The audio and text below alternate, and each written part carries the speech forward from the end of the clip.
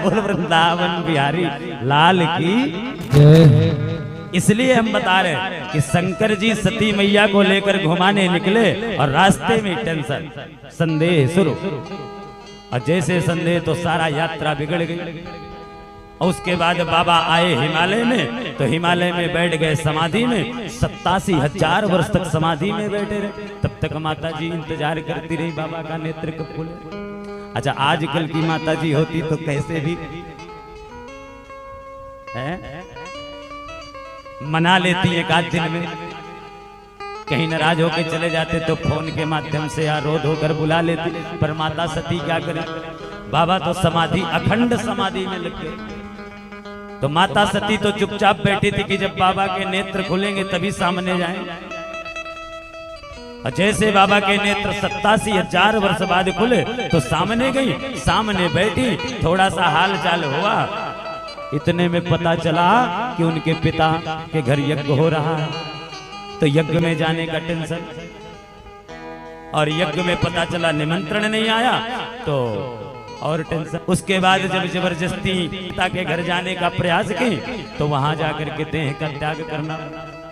इसलिए संसार में टेंशन ही टेंशन रहा। शंकर जी बोले एक विवाह हमने किया तो कौन सा सुख भोग लिया। इसलिए अब हमको इस जीवन में बाबा बैरागी रहने दो, कम से कम भगवान का भजन करेंगे, श्री हरि का। देवता बोले महाराज आप तो सुखी रह सकते हैं, लेकिन ये जो देवता हैं तारकासुर से पीड़ित हैं, इनका क्या होगा। इसलिए विवाह तो सरकार नाथ करना पड़ा, और हम सब देखना चाहते हैं। तब भगवान शंकर ने मन भी नहीं बनाया है। क्यों नहीं बनाया है? क्योंकि भगवान शंकर के गुरु जी कौन है? भगवान शंकर के इष्ट कौन है? सोई मम इष्ट देव रघुबीरा। और जितना भी बड़ा काम किया जाता है, चाहे विवाह किया जाए, चाहे कोई नया व्यापार डाला जाए, कोई भी जीवन का नया कार्य हो, तो बिना भगवान की आज्ञा और गुरु की आज्ञा के बिना नहीं करना चाहिए। ये शास्त्र कहता है। इसलिए भगवान ने कहा अगर देवताओं तुम मेरी प्रार्थना कर रहे हो तो मैं निश्चित रूप से विचार करूंगा। अब भगवान श्री राम जी के ध्यान में लग गए शंकर जी। शंकर जी ने भगवान श्री राम से पूछा ध्यान करके कि प्रभु हम विवाह करना नहीं चाहते हैं, क्योंकि एक विवाह हुआ और उस विवाह में आप ही ने टेंशन दिलाया। आप वहां पर दिखाई नहीं देते तो कोई किसी प्रकार का संदेह नहीं हो। इसलिए क्या करना चाहिए? तब राम जी ने कहा, राम जी तो राम जी हैं। राम जी ने कहा कि शंकर जी अब बिनती मम सुनहु शिव, जो मो पर निज ने हो, जाई विवाह सैल जहीं, यह मोहि मांगे दे। राम जी कह रहे हैं कि अब बिनती मम सुनहु शिव।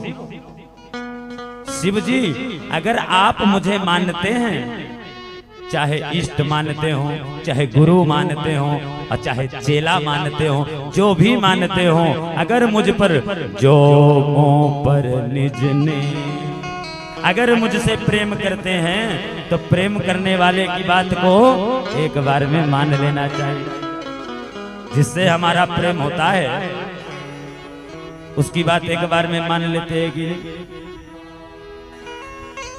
इसलिए अगर मुझसे प्रेम आप कर रहे हैं प्रभु तो मेरी बात एक बार में मान लीजिए। क्या बात मानना है? जाई विवाह सैल जहीं।